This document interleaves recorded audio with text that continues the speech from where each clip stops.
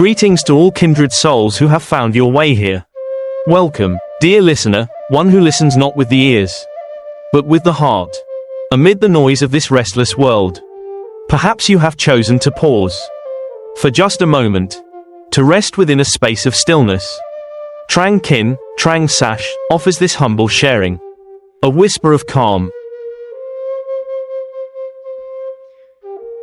woven from the teachings of the Buddha and the timeless wisdom of the sixth patriarch, Năng. Let us sit quietly together. Breathe in, gently.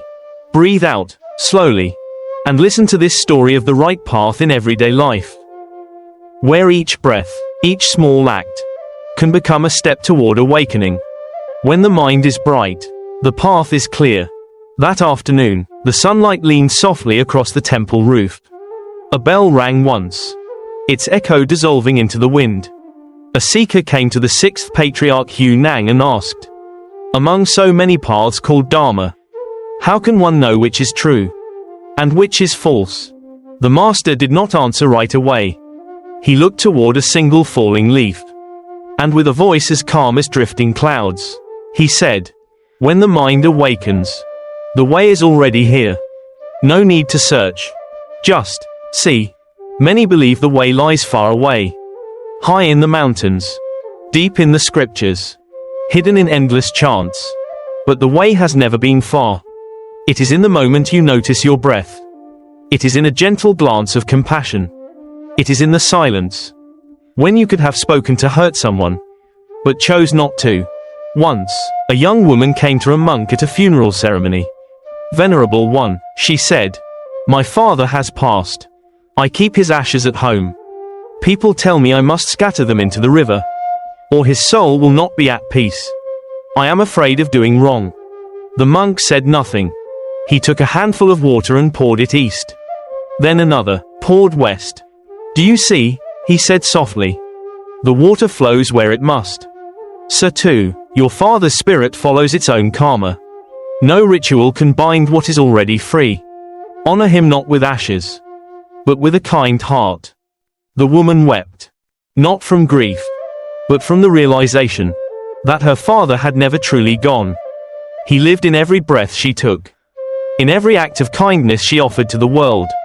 That is the right path in ordinary life. To see clearly, to love deeply, to let go gently. The Buddha once said, a teaching that brings fear is not the teaching of the Tathagata. Yet how often do people practice and grow more fearful? Afraid of mistakes, afraid of punishment, afraid of not being saved. But fear is not the way. The way is where the heart becomes steady, and the mind becomes clear. In the busyness of life, people build rituals to buy blessings, forgetting that true merit is born from contentment. A factory worker once said, every morning I recite the Buddha's name on the bus. I don't pray for anything. I just recite, so I can stay calm in the traffic, and not get angry when someone pushes past me. After a while, I felt lighter inside. At that moment, she was walking the right path. Because the path is not elsewhere. It is wherever the heart no longer storms. The sixth patriarch Năng said, one right thought, and you are a Buddha. One wrong thought, and you are a sentient being. Only one thought apart, and yet a world away.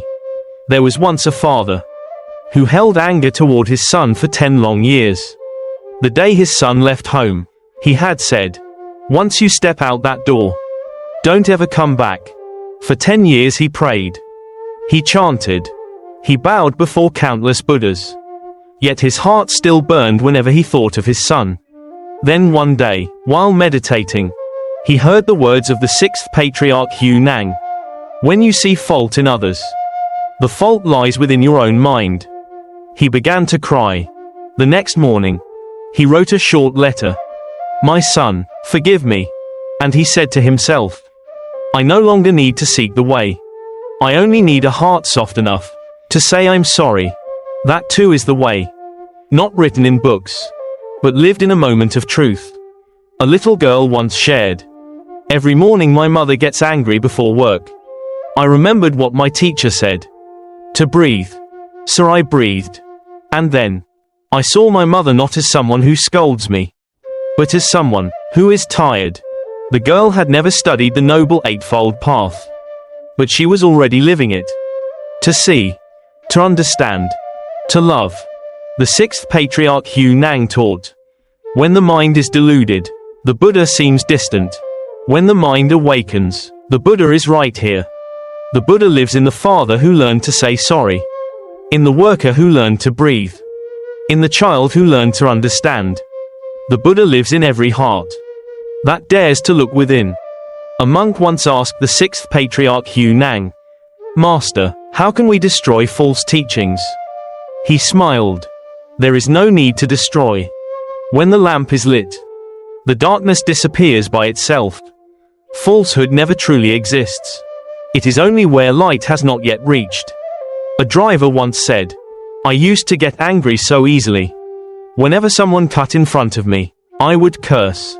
Then I started whispering, 'May you be safe.' After a few months, I found myself calmer, and my children at home, less afraid of me. That is meditation behind the wheel. Dharma in motion. No need for a temple. The temple is right there, within one's heart on the road. Keeping precepts, practicing meditation, studying Dharma, all return to one place. The mind. Not killing, so the heart is light. Not stealing, so the mind is pure. Not committing harm, so the body is peaceful. Not lying, so the speech is kind. Not intoxicated, so the wisdom is bright. Precepts are not chains. They are blossoms, guarding the heart from falling into darkness." Once a disciple asked the Buddha, "Where should I look for the way?" The Buddha placed his hand on the man's chest. "Right here. When your heart is bright, the way shines by itself." The sixth patriarch Năng said, "When the mind is still, that is the way. When you see no faults in others, you have already attained it." An old woman once said, "I never learned to chant sutras, but every day, I pour tea for my husband with both hands, because I fear dropping it. Each time, I remind myself, this is my practice." For many years, she has never broken a cup. People laugh, not knowing she was practicing mindfulness. The way of tea, the way of the heart. And so, the way is never far.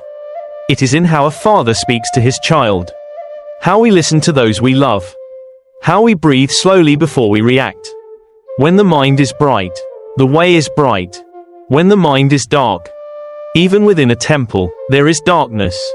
If the mind is clear, the Buddha is everywhere. If the mind is lost, the Buddha is far away. Sixth patriarch Năng. To understand is to stop hating. To love is to stop fearing.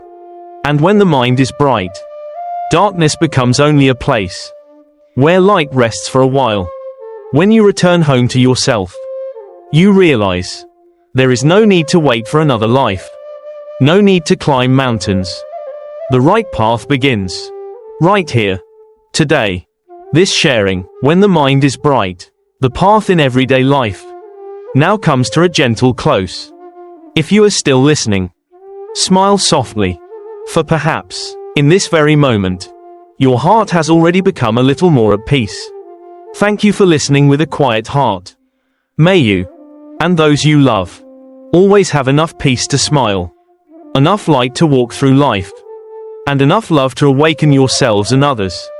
If these words have touched you, share them with someone who may need a moment of calm. Who knows?